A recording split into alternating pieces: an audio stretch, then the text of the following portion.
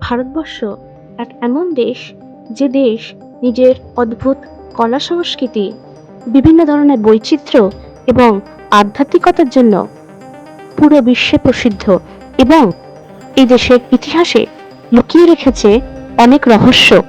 ঠিক সেই রকমই এক রহস্য হলো ভীমকুণ্ড। এই রহস্যজনক অদ্ভুত কুণ্ডটি অবস্থিত মধ্যপ্রদেশের ছত্তরপুর জেলার বাজনা গ্রামে।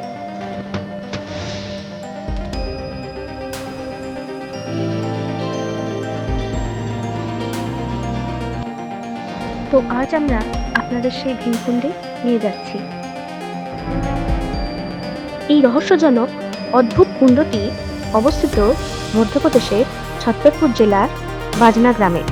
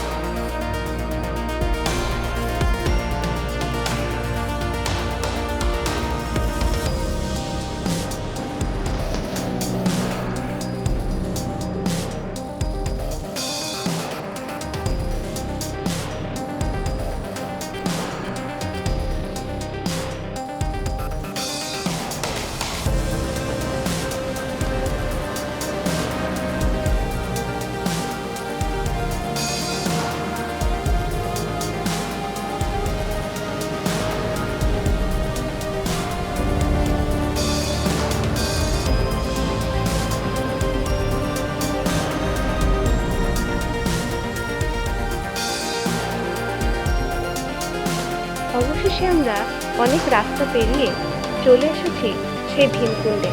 তো চলুন, সামনেই আসলাম।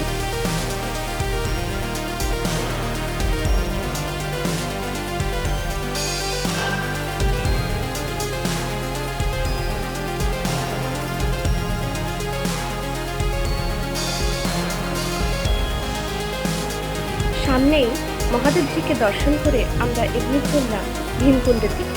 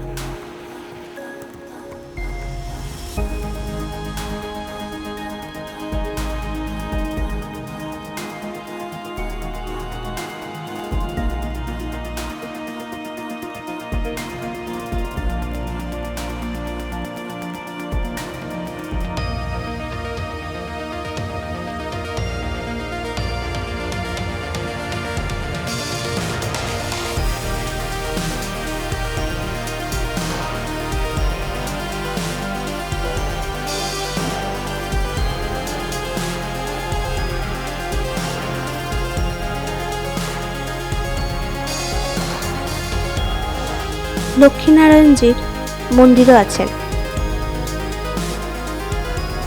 এই কুণ্ড যেমন মহাভারতকালের সাথে যুক্ত, ঠিক তেমনই বিষ্ণু ভগবান এবং নারদজির সাথেও যুক্ত। এই জায়গাটা অতি প্রাচীন যুগ থেকে সাধু সন্ন্যাসীদের আধ্যাত্মিকতার স্থল হিসাবে পরিচিত, এবং শুধু তাই নয়, বর্তমানে এই জায়গাটা বিদেশি বৈজ্ঞানিকদের রিসার্চেরও কেন্দ্রস্থল, আর তার সাথে সাথে পর্যটন কেন্দ্র তো অবশ্যই। কথিত আছে, মহাভারতের সময়কালে যখন পঞ্চপাণ্ডব কৌরবদের সাথে পাশা খেলায় হেরে গেলেন এবং দ্রৌপদীর বস্ত্রহরণের পর দ্রৌপদী সহ পঞ্চপাণ্ডব বনবাসের জন্য রওনা দিলেন, তখন এই পথ দিয়েই তারা জঙ্গলের দিকে রওনা দিয়েছিলেন। শুধু তাই নয়, এই পথ দিয়ে যেতে যেতে দ্রৌপদী অত্যন্ত তৃষ্ণার্ত হয়ে পড়েন, কিন্তু কোনোভাবেই জলের বন্দোবস্ত পঞ্চপাণ্ডব করতে পারেননি।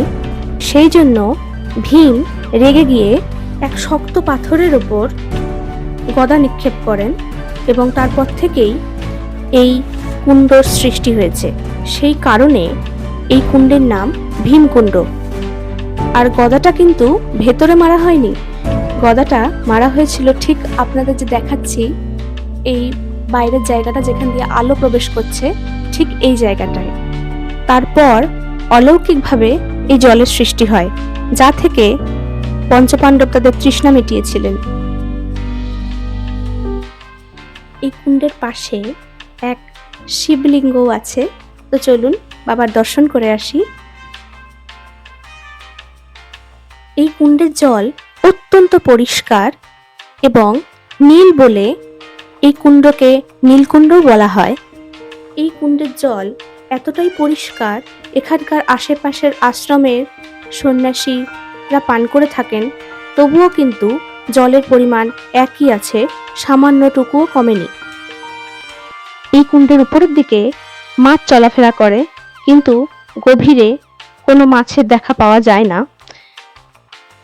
এর অলৌকিকতা এক বিদেশি সংবাদ মাধ্যমের কানে যাওয়ার পর তারা বিদেশ থেকে ডুবুরি নিয়ে আসেন এই কুণ্ডের পরীক্ষা করার জন্য, এবং গভীরতা মাপার জন্য তারা ডুবুরিকে নামায়ও, কিন্তু ৮০ ফুট যাওয়ার পর তারা জলের ভেতরে এক স্রোতের অনুভব করে এবং তারা জানায় যে ৮০ ফুট নিচে আরো দুটো কুণ্ড আছে, যে কুণ্ডে একটা কুণ্ডে জল অনবরত উঠতে থাকে এবং আর একটা কুণ্ড দিয়ে জল অনবরত বাইরে বেরিয়ে যায়। তাই তারা মনে করে এই জল সমুদ্রের সাথে কোনোভাবে যুক্ত আছে। শুধু তাই নয়, প্রাকৃতিক দুর্যোগের সময় ঠিক যেভাবে সমুদ্রের জল উথাল পাথাল করে, এই জলেও তার নমুনা দেখতে পাওয়া যায়। কিন্তু কোনোভাবেই বিদেশি বৈজ্ঞানিকরা এই কুণ্ডের গভীরতা সম্পর্কে কোনো সঠিক বৈজ্ঞানিক ব্যাখ্যা এখনো পর্যন্ত দিতে পারেননি। কথিত আছে এই কুণ্ডের অত্যন্ত গভীরে বিষ্ণুলোকের অবস্থান রয়েছে। স্বাভাবিকভাবে আমরা লক্ষ্য করে থাকি কোনো জলাশয়ে যখন মানুষ মারা যায় তখন তার দেহ জলের উপরে ভেসে ওঠে, কিন্তু এখানে অস্বাভাবিকভাবে যতজন মারা গেছেন কারোর দেহ খুঁজে পাওয়া যায়নি, নয়তো হারিয়ে গেছে। তাই এই কুণ্ড এখনো রহস্যে ঘেরা।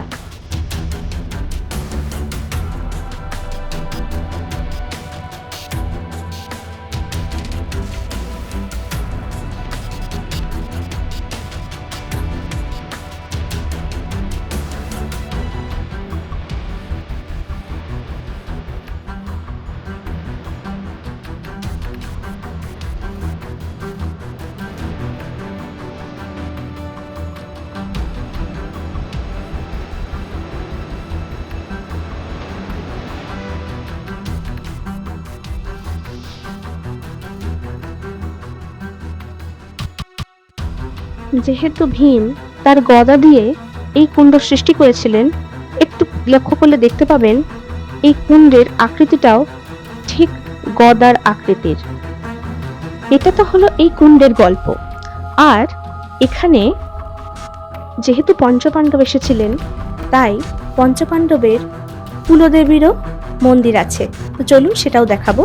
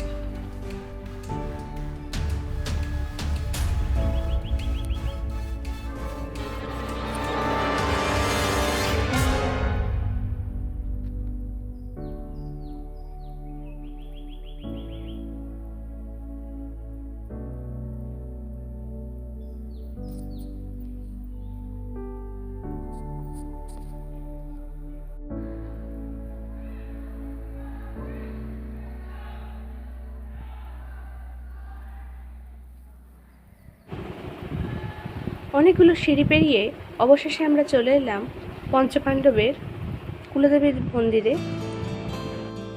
এবার আমাদের ফেরার পালা। আজকের ভিডিওটা এ পর্যন্তই। তাহলে ভিডিওটা কেমন লাগলো কমেন্ট বক্সে অবশ্যই জানাবেন, আর ভালো লাগলে লাইক শেয়ার অবশ্যই করবেন। আমার চ্যানেলে যারা নতুন তারা চ্যানেলটিকে সাবস্ক্রাইব করে দেবেন, যাতে নতুন নতুন ভিডিও দিলে আপনারা তার নোটিফিকেশন পেয়ে যেতে পারেন। ধন্যবাদ।